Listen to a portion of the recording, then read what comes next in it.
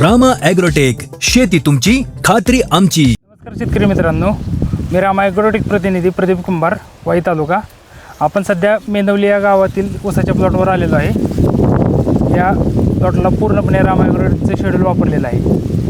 तर आपण शेतकऱ्यांकडून जाणून घेऊ की आत्ता ऊसाची कंडिशन काय आहे. तर आपण ओळख करून घेऊया. नमस्कार, तुम्ही आमच्या शेतकऱ्यांना तुमची ओळख करून द्या. माझं नाव संदीप अंकुश चौधरी, मुक्काम पोस्ट मेनवली, तालुका वाई, जिल्हा सातारा. सुरुवातीला आपण इथं रोप लागण केली होती, तेव्हा मी तुम्हाला इथं व्हिजिट केली. त्यानंतर आपण एक ड्रिंचिंग घेतली. त्या ड्रिंचिंगमध्ये आपण ज्ञानशक्ती आणि रूट मॅजिक दिलं होतं. त्यानंतर तुम्हाला त्याचा रिझल्ट किती दिवसांना आला आणि तुम्हाला काय प्रोग्रेस वाटली प्लॉटमध्ये? ज्यावेळेस ड्रिंचिंग केलं त्यावेळेस एक 8-10 दिवसांतनं मला हिरवळपणा आला त्या हिजाव, आणि एक 15 दिवसानंतर मग फुटवे यायला लागलं. फुटव्याची संख्या वाढायला लागली म्हणजे. फुटवेची संख्या वाढायला लागली. हां, त्यानंतर सर तुम्ही दुसरा डोस त्यांना कुठला सजेस्ट केला? त्यानंतर 1 महिन्यानंतर मी त्यांना सेम डोस म्हणजे ज्ञानशक्तीची आणि रूट मॅजिकची ड्रिंचिंग दिली. त्यानंतर एक स्प्रेइंग दिलं 15 दिवसानंतर. स्प्रेइंगमध्ये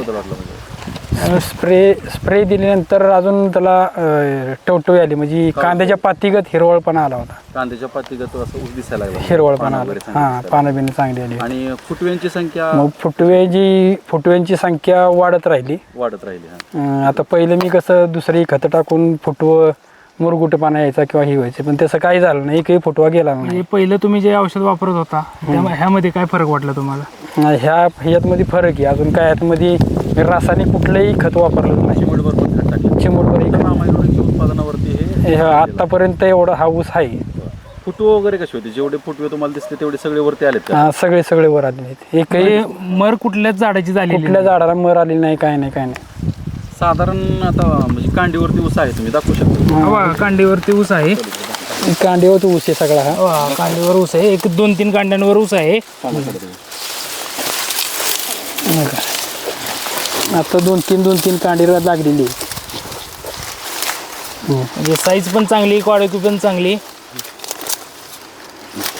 ज्ञानशक्ती ऊस स्पेशल चालू केलं. फुटव्यांची संख्या ॲव्हरेज 10-12च्या आसपास झाल्यानंतर आपण त्यांना जाडीसाठी आणि वाढीसाठी ऊस स्पेशल चालू केलं.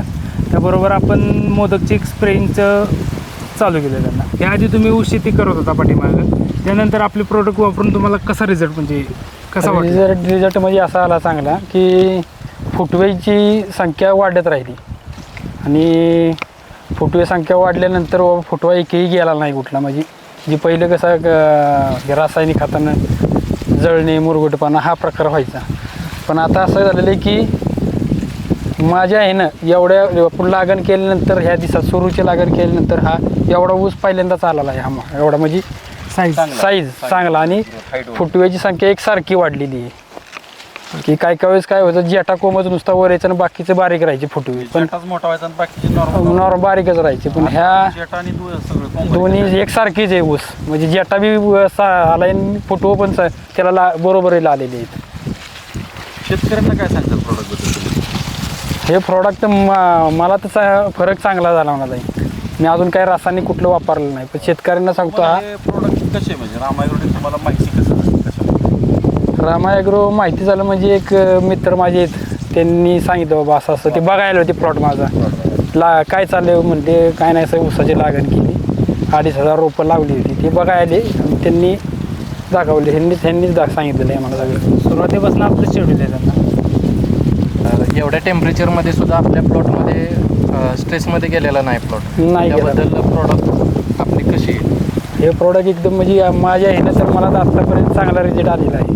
शेतकरी मित्रांनो, तुम्हाला पण तुमच्या पिकात जर असा बदल करायचा असेल तर नक्कीच रामा ॲग्रोटेकची प्रोडक्ट वापरा. इथून पुढं पण या प्लॉटला रामा ॲग्रोटेकचीच शेवटपर्यंत उत्पादनं चालू राहणार आहेत. आपण आता इथून पुढच्या भागात बघणार आहोत की ऊसाच्या कांड्यांमध्ये काय फरक पडत आहे किंवा साईज वगैरे कशी वाढत आहे. पुढच्या व्हिडिओमध्ये आपण बघू. दिलेल्या माहितीबद्दल धन्यवाद.